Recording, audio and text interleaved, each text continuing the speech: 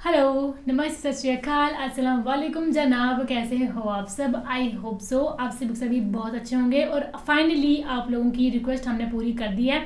हम जब से रिएक्शन कर रहे हैं इस इस्लामिक वीडियोस पे, हमें बहुत कमेंट्स आ रहे हैं कि आप कुरान पे वीडियो बनाओ कि कुरान की क्या निशानी है, कुरान कहाँ से आया है, क्या इसमें खासियत है, क्या नहीं है। और तो हम ये फाइनली वीडियोस रिएक्ट कर रहे हैं धीरे धीरे। यस, सो आज की वीडियो हमें बहुत ही यूनिक टॉपिक मिला है। कुरान की ये 9 बातें विज्ञान ने खुद साबित कर दी हैं। वैसे जैसे कुरान। पता है कि आपको साइंस है वो ज़्यादातर मानती नहीं है, बिलीव नहीं करती है यस, इन सब चीज़ों को। तो वो तो यही कहती है हमेशा कि फैक्ट्स होते हैं, नेचुरल चीज़ें नहीं होती है, मतलब गॉड को बिलीव नहीं करती साइंस, हम सीधी तरह से ये कह सकते हैं ना। पर यहाँ पे टॉपिक दिया कि कुरान ने खुद सॉरी कुरान के ये 9 बातें विज्ञान ने खुद साबित मतलब की साइंस हैं। ने खुद साबित कर दिया कि वाह, नहीं यार ये चीज़ है पॉसिबल। राइट। सो अब सुनते हैं, देखते हैं, ये टॉपिक बहुत कमाल का लग रहा हाँ है, फिर जी, करते हैं अपन बाकी बातें डिस्कस। सो करें प्ले। हाँ जी। कुरान की हैरान कर देने वाली 9 बातें। जब से इस पृथ्वी पर इंसानियत की सुबह हुई है, हम इस पृथ्वी पर अपने वजूद की तलाश कर रहे हैं, और इस कोशिश में हम विज्ञान, धर्म और पवित्र ग्रंथों की तरफ देखते हैं। कुरान इस्लाम धर्म के अनुयायियों की सबसे बड़ी किताब है। आज की इस वीडियो में हम शॉकिंग आपको कुरान के फैक्ट्स। कुछ ऐसे ही रहस्य बताने जा रहे हैं जो आपको हिला के रख देंगे। स्वागत है आप सभी का the mystical and YouTube channel पर एक बार फिर ठीक से। है आवाज। ओरिजिनल वीडियो वाले लिंक डिस्क्रिप्शन में दिया, चेक आउट कर सकते हो आप। वीडियो शुरू करने से पहले ये जानना ज़रूरी है कि कुरान कोई साइंस की किताब नहीं है, मगर कुरान में कई साइंटिफिक और हिस्टोरिकल फैक्ट्स मिलते हैं जिनमें से कुछ बातों को समझने में तो हम सफल हुए हैं, लेकिन अभी भी कई ऐसी बातें कुरान में मिलती हैं जिन्हें हम आज तक समझने की कोशिश कर रहे हैं। कुरान में कुछ ऐसी भविष्यवाणी भी की गई हैं जो अब तक सच हो चुकी हैं। आइए मिलकर जानते हैं कुरान के सबसे चौंकाने वाले तथ्य। नंबर 1, ऑरिजिन ऑफ लाइफ, जीवन की उत्पत्ति। हम सभी जानते हैं कि पानी जीवन के लिए सबसे ज़रूरी तत्व है। कुरान इसी विचार में एक असाधारण दावा करता है। कुरान कहती है कि जिंदगी पानी में पैदा हुई है। पानी को ही पृथ्वी पर जीवन की उत्पत्ति के लिए मूल तत्व माना गया है। इसकी पुष्टि इस बात से होती है कि पृथ्वी पर रहने वाले समस्त प्राणियों के सेल्स या कोशिकाएं पानी से बनी हुई है।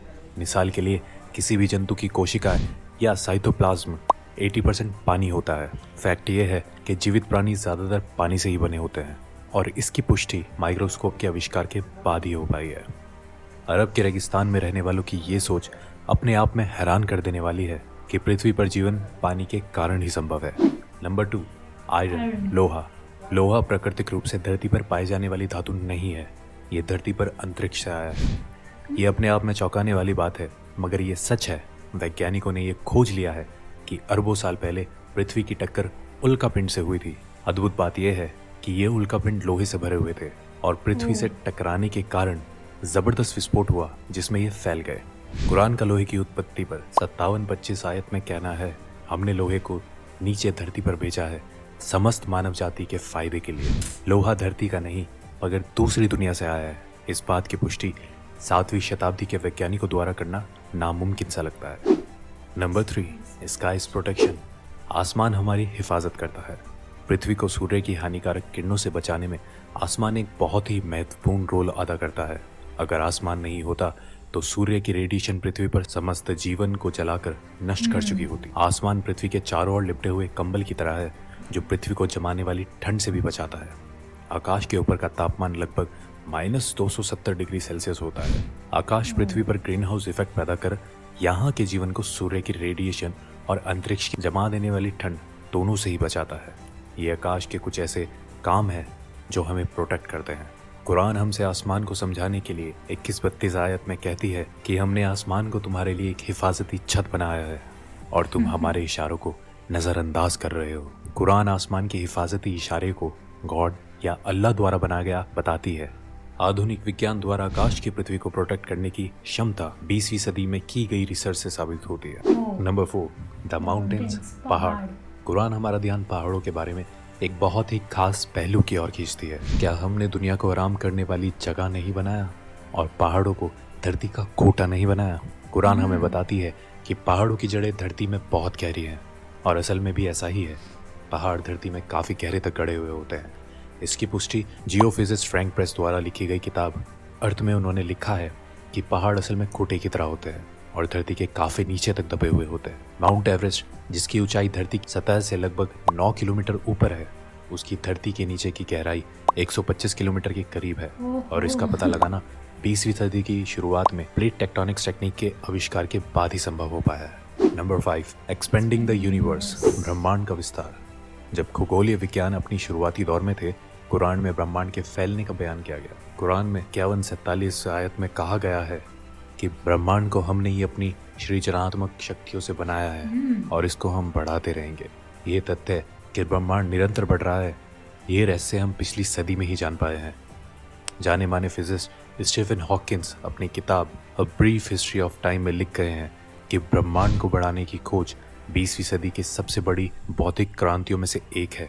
चौंकाने वाली बात यह है कि कुरान में इस बात का जिक्र टेलीस्कोप की खोज से पहले ही हो चुका था। नंबर 6, सन्स ऑर्बिट, सूरज की कक्षा। 1512 में खगोलीय विज्ञानी निकोलस कॉपरनिकस ने सूर्य के बारे में अपनी राय पेश की। उनके मुताबिक सूर्यमंडल में सूर्य अपने कक्ष में स्थिर रहता है और बाकी के ग्रह उसके इर्द गिर्द चक्कर लगाते हैं। ये नजरिया कि सूर्य स्थिर है 20वीं सदी तक तमाम खगोल वैज्ञानिकों में कायम था, लेकिन अब ये स्पष्ट रूप से एक वैज्ञानिक तथ्य है कि सूर्य स्थिर नहीं है, बल्कि वो हमारे मिल्की वे गैलेक्सी में मध्य में घूमता रहता है। कुरान में इस बात का जिक्र 21-33 आयत में आता है। वो जिसने रात दिन चांद सूरज बनाए वो अल्लाह ही है और ये चांद सितारे सब अपने ही कक्ष में तैरते रहते हैं। 2 दशकों पहले तक कुरान को खगोल वैज्ञानिकों द्वारा गलत समझा जा रहा होता, लेकिन अब हम जानते हैं सूर्य से संबंधित कुरान का ये दावा आज का विज्ञान एकदम सच साबित करता है। नंबर 7, द ओशियन, समुद्र। कुरान 24-40 आयत में कल्पना का आधार बनाकर गहरी बातों को हम तक पहुंचाना चाहती है। इसमें लिखा है, गहरे समुद्र के अंधेरे जो लहरों से घिरे हुए हैं, लहरों के नीचे हैं, उसके ऊपर बादल हो और उसके ऊपर फिर अंधेरा हो, एक के ऊपर एक छाए हुए हो, इतने अंधेरे कि अपने हाथ भी आपको दिखाई ना दे, और जिसको अल्लाह रोशनी ना दे उसको कहीं भी रोशनी नहीं मिल सकती। आमतौर पर यह समझा जाता है कि लहरें समुद्र के ऊपरी सतह पर चलती है। हालांकि समुद्री वैज्ञानिक इस बात की पुष्टि कर चुके हैं कि लहरें केवल समुद्र के ऊपरी सतह पर ही नहीं बल्कि नीचे भी होती हैं। ये लहरें इंसानों को दिखाई नहीं देती, इनको सिर्फ कुछ खास यंत्रों के द्वारा ही पता लगाया जा सकता है। कुरान समुद्र की गहराइयों के अंधेरों के ऊपर चलने वाली लहरें और उसके ऊपर चलने वाली लहरें और उसके ऊपर बादलों के बारे में हमें बताती है। कुरान की ये बात सिर्फ इसलिए काबिल तारीफ नहीं है कि वो समुद्र की अंदरूनी लहरों के बारे में बात करती है, बल्कि इसलिए भी है कि ये समुद्र की गहराइयों के अंधेरों को भी बयां करती है। आज के टाइम में भी इंसान बिना ब्रीथिंग इक्विपमेंट यूज़ किए केवल 70 मीटर गहराइयों तक ही जा सकता है। वहाँ तक कुछ रोशनी ज़रूर होती है, मगर हम 1000 मीटर की बात करते हैं तो वहाँ घनघोर अंधेरा रहता है। कुछ 1400 साल पहले ये सब पता लगाना कैसे मुमकिन हुआ, ये अपने आप में रहस्य है। नंबर 8, लाइंग एंड मूवमेंट्स, झूठ और हमारी हरकतें। अबू जहील नाम का एक बहुत ही अत्याचारी निर्दयी शासक पैगंबर मोहम्मद के समय में हुआ था।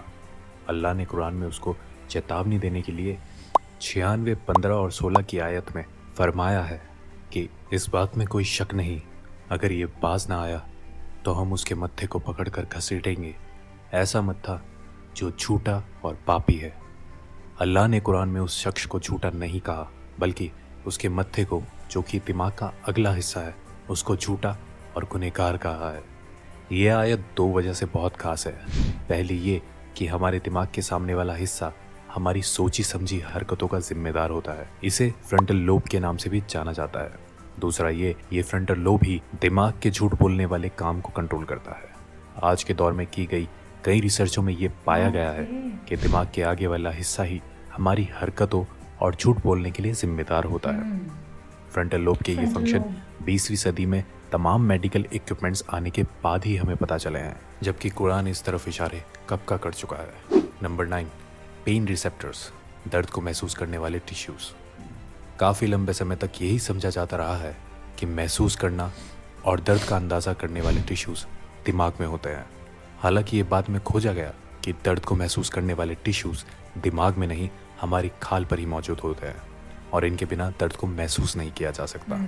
इससे संबंधित कुरान की 456 आयत को गौर से देखें तो उसमें लिखा है, जिन लोगों ने हमारे खुलासों को झूठ समझा है, हम उन्हें आग में झुलसाएंगे। जब उनकी खाल जल जाएगी, हम उन्हें उसके बदले नई खाल देंगे ताकि वो दर्द को निरंतर महसूस करते रहें। बेशक अल्लाह सर्वशक्तिमानी भी है और बुद्धिमान भी।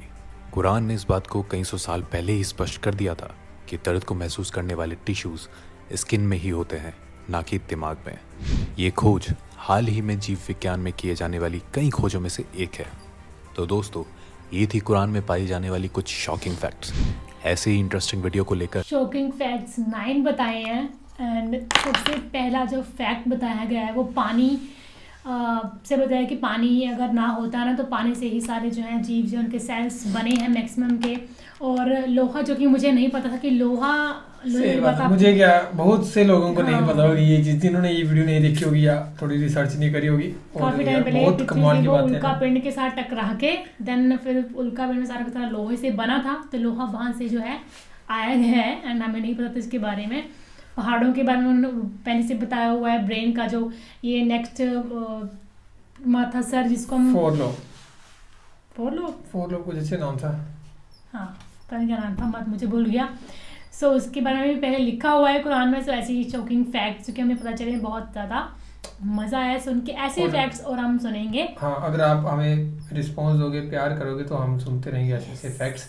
सो बस ये कि वीडियो को प्यार करें, जितना हो सके उतना ज़्यादा करें। और बस यही था। बाकी फ़िलहाल इंटरलो मैं ये ढूंढ रहा था। तो बाकी बढ़िया लगा यार, मतलब चीज़ें सुन के। और ये फैक्ट्स भी हैं और सच्चाई भी है। आई थिंक जो कुरान में पहले की ही लिखी हुई थी, लेकिन साइंस जैसे आप सभी को पता है कि नहीं मानती है। जब तक वो खुद प्रूफ नहीं करेगी उस चीज़ को ना, वो नहीं मानती है। एक डॉक्टर जाकिर नाइक जी की वीडियो भी देखी थी हमने। हाँ।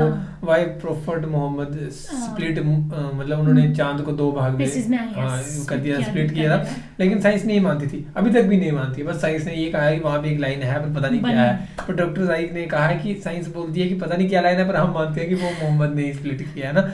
तो ये थी कहानी। बाकी पूरी, अगर ऐसी वीडियोस और देखना चाहते हो कमेंट करते जाओ, हम बनाते जाएंगे। बाकी फिलहाल इस वीडियो में इतना था guys. Thank you so much for watching the video. मिलते हैं नेक्स्ट वीडियो में।